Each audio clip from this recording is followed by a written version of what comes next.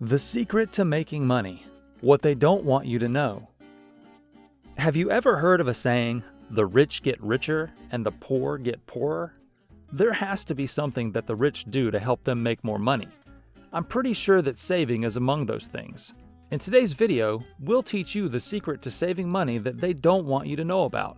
Without wasting time, let's get started. Definition.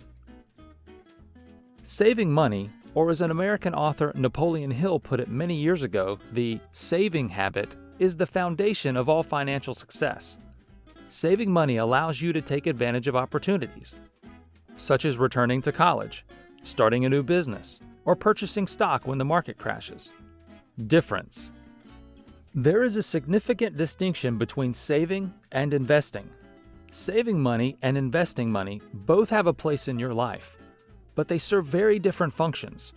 How you handle these issues can significantly impact your financial success, stress level, and wealth. It can mean the difference between suffering through a recession or depression and sleeping soundly at night knowing you have enough liquidity on hand. Saving money is depositing funds in extremely secure amounts or securities that can be accessed or sold briefly. However, investing money is using your cash or capital to purchase an asset you believe has a high probability of generating a safe and acceptable rate of return over time, even if it may decline for years. This typically refers to stocks, bonds, and real estate.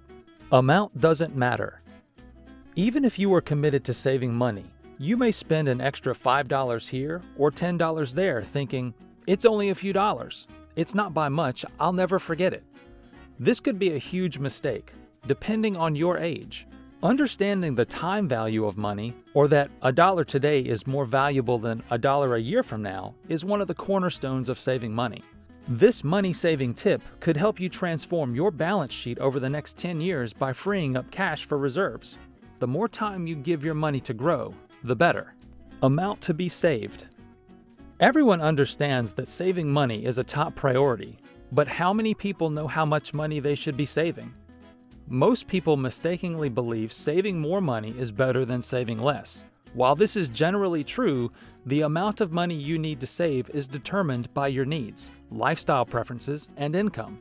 The amount you should save and have on hand in an emergency or golden opportunity may differ significantly from that of your friends, family, and neighbors.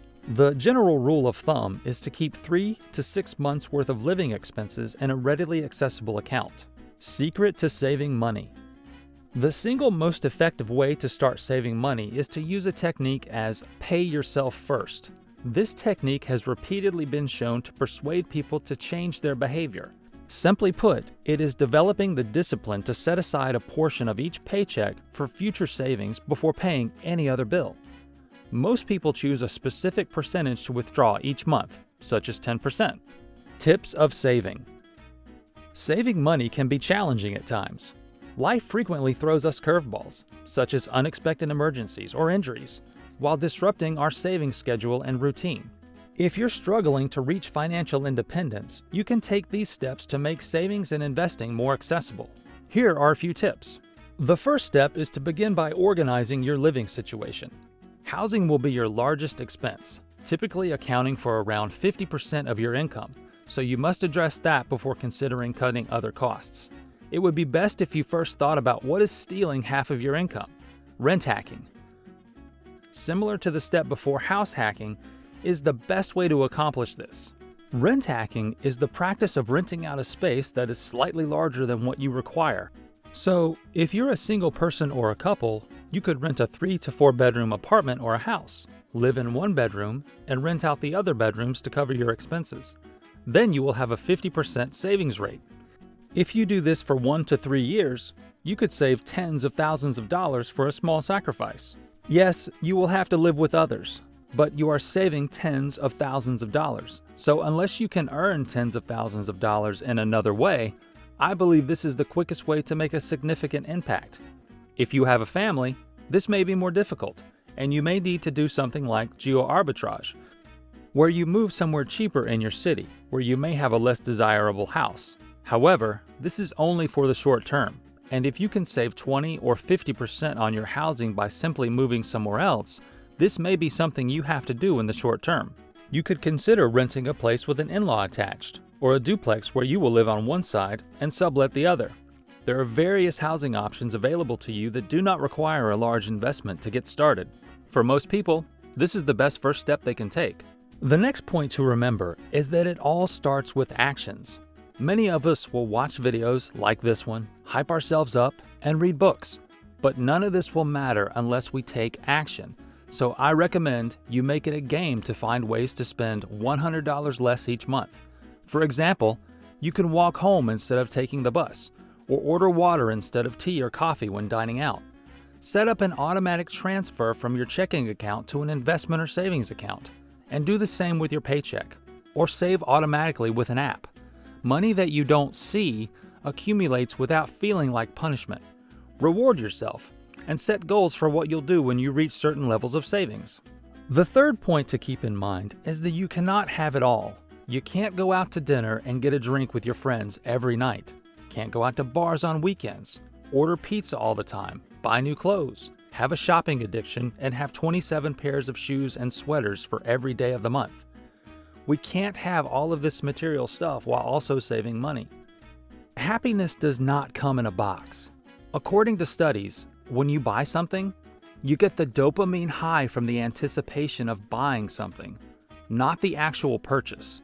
But you get some happiness from reducing your stress and not having to worry about things like whether your boss is terrible or why he is always yelling at you, which makes your nights and weekends miserable.